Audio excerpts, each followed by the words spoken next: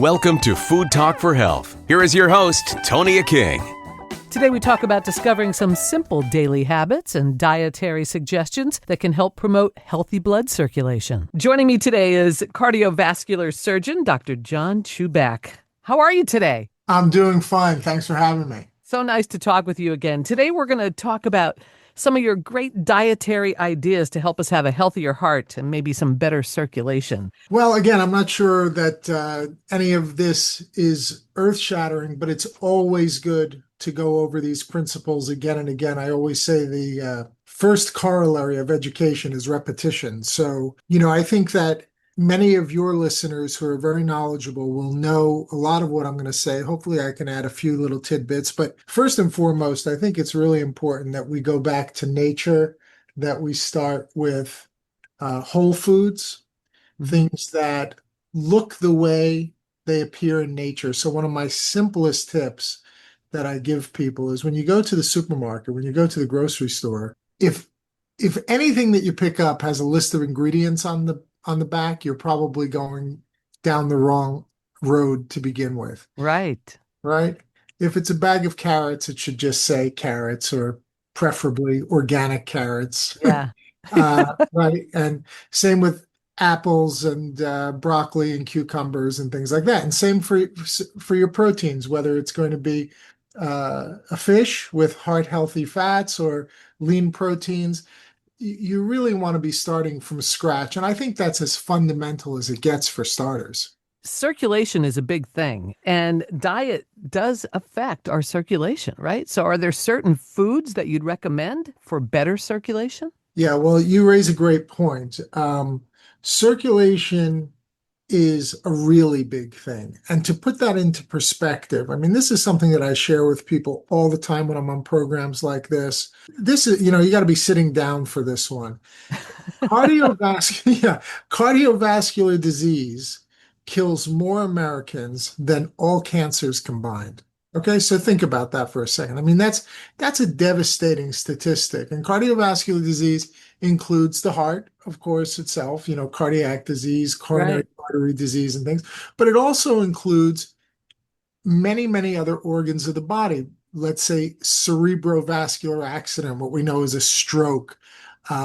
That's vascular disease of the brain. Renal failure can be from vascular disease. All kinds of trouble with the bowels can be from vascular disease. So cardiovascular disease, that whole system of blood vessels that feeds our body with nutrition and oxygen and also returns the waste products back to the liver and to the heart and lungs for oxygen and cleaning and so forth. It is really important. So I would say the first thing is, avoid these sort of man-made products that are high in fructose and corn sugar and things like this, and also trans fats and all of the man-made chemicals, and stay with real whole foods that have the kinds of nutrients high in fiber, high in protein, and high in natural fats that are going to be good for your circulatory system. It sounds so simple, doesn't it? But yet we're inundated with so much processed food that it's hard for some people to avoid. Well, not only is it that we're inundated with them in the market, but we're inundated with the advertising. I mean, the advertising is everywhere today. It's on the radio, it's on the television, it's on the billboards, it's in the magazines, and of course today it's on the internet. It's on all of your social media feeds, and sometimes it's quite subliminal the way that it's I mean, even Hollywood now, right, has all of these placements for sugary colas and for highly processed products like baked goods and chips and so on and so forth. So the subconscious mind, which is something that I'm also, very much interested in, is constantly being programmed and reprogrammed. As I said at the beginning of this interview, repetition is the mother of education. Well, that's what these big manufacturers are doing. They're hitting our subconscious mind again and again and again and again with these are the things that you really want to eat: the chips, the cakes, the cookies, the sugary sodas, the even the low calorie sodas with the artificial sweeteners. All of these things are going to be bad for your health and ultimately for your cardiovascular system and circulation. Veins and vascular stuff is your specialty, isn't it? Yeah, it is. That's what I've been doing for more than 20 years now. I mean, I started as a heart surgeon doing coronary artery disease and triple bypasses and so forth. But for the last 15 years or so, I've been taking care of people with vein and lymphatic disorders, people with varicose veins, people with DVT, deep vein thrombosis, people with lymphedema. Something that we're just learning about too that's become a passion of mine, lipedema or lipedema. They call it the painful fat disease. And all of these things are connected in one way or another to diet. There's a lot of genetic behind all of this and modern lifestyle, but make no mistake, diet is essential to all of it. So, I mean, when you mentioned varicose veins, that's something that seems to be common with a lot of people. And are there signs of things to worry about with your veins when you're looking at these things? Yeah, it's a great question. Well, varicose veins are much more, we now know, much more than a cosmetic problem. People think of these bulging veins or spider veins, or what we call thread veins. We now know that vein disease is just that. It's a real disease. There are more days lost from work in the United States from vein disease than there are from peripheral arterial disease. It affects 40 to 50 million Americans. And it can lead to all kinds of complications, which can even be, in the worst case scenario, life-threatening. In the case of, let's say, deep vein thrombosis, what we call DVT, and pulmonary embolism, where a clot can go to the heart and lungs and lodge in the lungs and literally suffocate a person. Um, but also things like bleeding, infection, cellulitis, open leg wounds. I mean, it's a very, very serious problem. Make no mistake about it. You're on the cutting edge, though. I mean, it seems that, you are so well versed in all the different facets of the whole vein system in our body. People don't realize how important it is. Well, it's incredibly important because, the arteries, they are the vessels that take the red blood, the oxygenated blood with all of the nutrients to our tissues, but the veins are equally important in returning the blood again to the heart and lungs so that it can be reoxygenated and recycled. If the veins are not working well, then the quote unquote circulation, that circle of blood flow gets interrupted. So blood would be pumped into your legs, for example, under high pressure with gravity and has no way of getting out. And that's why people get swollen legs, what we call edema. They get discoloration of the legs. Number one, they become blue looking because of all that blue blood being trapped in the legs. But additionally, when the blood cannot flow and it pools in the legs, the iron pigment from the hemoglobin, from the red blood cells, actually stains the skin, causing what we call hemosiderosis, and that sets up a very, very intense inflammatory process, which again can lead to ulceration. So the veins are critically important, and they just haven't gotten the respect that they deserved for many, many years. Luckily, that's now changing. Well, circulation seems to be a big factor. And I would think hydration is part of making sure our circulation is flowing. Would that be correct? Oh, yeah. Circulation is obviously key to life. Without circulation, we can't exist. And as you say, hydration is incredibly important. I mean, think about the fact that we're somewhere around 75% water. We have water in our blood vessels that allows the blood to flow and the cells to float in that water. But we also have intracellular water. There's water inside of each one of our cells. Every cell is like a tiny little balloon that has its own function. So being hydrated is incredibly important for cellular health, for vascular health, for circulatory health, and of course, all of our organs and life depends on water. Without water, there's no life. Well, let me ask you, what about all the different electrolyte waters out there? Is it really worth it? Are they really what they profess themselves to be, or can we just squeeze some lemon in some water and get the same effect? Yeah, it's a great question. I'm not going to make believe I'm an expert on all of those products, but Sure. I think there's a place for those kinds of products, especially for athletes and extreme athletes. I certainly think that some degree of salt or even the right carbohydrate mixture in some of these products for somebody who's, let's say, playing in a professional football game or running a marathon or really involved in heavy exercise and activity or work people who are out in the heat working hard. I think it's important to replenish those electrolytes. But generally speaking, under normal circumstances, I think that we get a lot of those electrolytes and things through our normal diet, and then just good old plain pure water is what the body really needs. Tell me about your vitamins. What do you think about vitamins to keep circulation flowing and staying healthy with our veins and whatnot and our heart?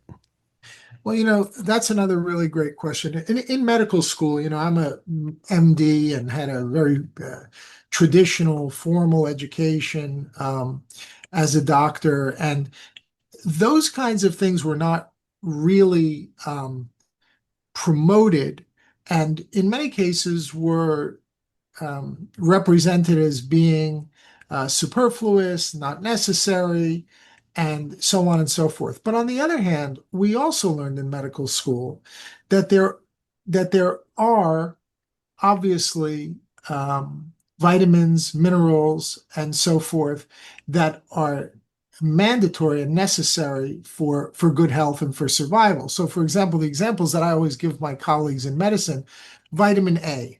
If you are truly vitamin A deficient, you'll go blind. Vitamin D. If you're truly vitamin D deficient, you'll develop rickets. Vitamin C. The British Navy proved a long time ago that if you don't have vitamin C and citrus and so forth in your diet, you'll get scurvy. So there's no question that there are essential vitamins and minerals that are called essential because without them, you'll get sick and or die. So we know that vitamins and minerals are absolutely mandatory and essential to the human body's function. The question is, how much? And so you have to be looking at your own dietary intake. If you don't have a very healthy diet, I mean, I hate to say that there are too many Americans who are living on junk food and chips and burgers and pizza and sodas and things like that. And in that case, it probably is a very good idea to supplement your diet with some fundamental essential vitamins and minerals that you can get through dietary supplements. If you've got a perfect diet, then maybe it's not necessary. But the products that we produce, let's say at VitasupportMD, to support the circulation, to support a healthy circulation, some of these things that have been proven effective in supporting the venous system and the lymphatic system and the microcirculation, you would have to, for example, eat 1,000 oranges to get the same amount of micronized purified flavonoid or diosmin and hesperidin. So some of those kinds of supplements would be impossible to get in a normal dietary routine. That's why it is important to have those supplements for sure. Yeah, I definitely think there's no doubt. And each of us has to do our own research for what our body needs, what areas we're looking to really support based on our own history and our own tendencies. I don't think that it's mandatory that everybody take everything, but I know that your listeners are highly educated and very much into this subject matter. So I think it's important to work with your healthcare professional, look at your own needs, look at your blood work, see where supplementation would be valuable, and then make good decisions based on that. It all ties into your whole lifestyle, doesn't it? And our habits that we develop. Absolutely. And a couple of the best tips when it comes to cardiovascular disease, circulation, and so forth that I tell people is number one, uh, don't smoke anything. Don't smoke cigarettes, don't smoke pipes, don't smoke cigars, don't vape, don't smoke weed, don't smoke. I think just as we talked about water, pure, clean water is what the body needs. I also think that the heart and lungs need fresh air and nothing other than fresh air to go in and out of them. You wouldn't want to be in a polluted area and breathe that air for very long. So let's not pollute our lungs intentionally ourselves. And the other, I think, great habit that I share with people based on some advice from my dear friend Barry Franklin, who was running the cardiovascular rehab program up in Detroit for many years, is walk. If there's one exercise you could do, if it's at all possible, of course, some people do have certain physical limitations, but if you don't, please walk. Walk every day, at least 20 minutes, and it could be 4 5 minute sessions. It doesn't have to be 20 minutes at a time. Doesn't have to be 10,000 steps. But if we could all just walk 20 minutes a day, I think that would put this whole nation in a much better direction from a cardiovascular point of view. Something as simple as walking yet. It's an easy thing to do, hopefully, if you don't have any type of impairments with your legs. Yeah, but as one of my professors once said, Tonia, I hate to say this, it's easier not to. Yes, you're right. Right. So that's why so many people don't. I mean, I had a professor who said, why not start with an apple a day and a walk around the block? I mean, if it's that easy, why not do it? But a lot of people still won't. So that's why programs like yours are so important, to just let somebody hear it one more time, an apple a day and a walk around the block. And then he was a brilliant guy. Somebody said, well, what if that doesn't work? And he would say, but what if it does? What if it does work? What if it's that easy and you won't eat an apple a day and take a walk around the block? And that brings us back to the very first part of our conversation. An apple, not an apple pie, not the apple pie from one of the fast food chains, Right. right? Not apple juice, not apple drink, an apple that grows on a tree, again, preferably organic, in its full state, that has vitamins, minerals, nutrients, water, fiber, all the good things for your GI health, your cardiovascular health, and so on and so forth. What if it were that easy? Well, I think it is, but sadly, I think there are a lot of people who still prefer a piece of apple pie to an apple. That's true. And sometimes we don't do anything until we are at that point where our health is being compromised. And that's the sad thing, right? It always gets easy when it's too late, it turns out. Yeah. As a cardiovascular surgeon, I can tell you, not every patient, not every patient. I'm a cardiovascular, cardiothoracic surgeon, so I did open heart surgery as well as lung surgery for cancer and things like that. I would say 98% of all the patients that I ever treated with cardiovascular disease and lung cancer quit smoking as soon as they got that diagnosis. They suddenly had the willpower without any help. They didn't need medication. They didn't need gum. They Right. didn't need pills. When people get, unfortunately, when people get very sick, life-threateningly sick, they suddenly find the willpower. But as you pointed out, in many cases, in many ways, by then it's too late. So again, the importance of programs like this and taking the time to talk and share these ideas, hopefully we're going to inspire some people out there to make those changes before someone has to say, hey, Bob, we see a spot on your lung, or hey, Carol, your stress test didn't work out well, etc. Prevention, as they say, an ounce of prevention is worth a pound of cure. Oh, absolutely. Now tell me about Vitasupport. Well, Vitasupport MD is a very interesting subject because, again, as a cardiovascular surgeon, I trained 5 years in general surgery, 2 years in cardiovascular and thoracic surgery. My whole focus was on treating disease, as opposed to supporting wellness.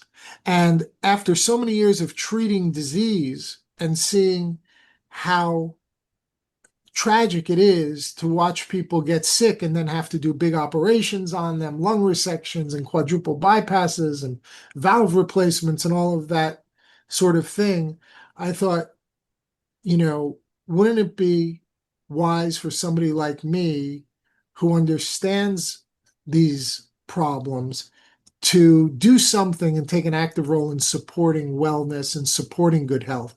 And that's where it led me to the understanding of the research in the ingredients that we use at VitasupportMD in our vein formula, lymphatic formula, H formula, these products that support circulatory health and wellness. And I just think it's a really smart thing to do. And I felt that as a physician, it was almost incumbent upon me to provide those kinds of products to people. How do we learn more about it?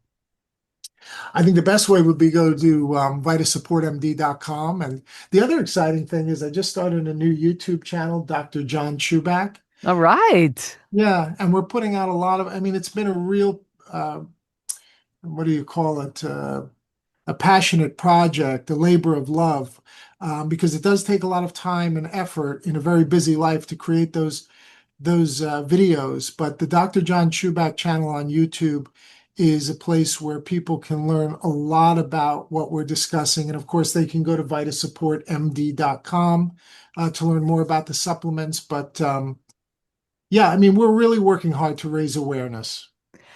And I know because I'm always seeing your post, you're just so right on top of everything. And that's what's so exciting about what you do. So I can't wait to check out your YouTube channel. We're talking with Dr. John Chuback. And again, the best place to find out more information is VitasupportMD.com? VitasupportMD.com. That would be best. Yeah. Or YouTube. Yeah. Dr. John Chuback. All right, you're going to be a YouTube star. Well, it's not about the channel is not about me. It's about the listeners. I know.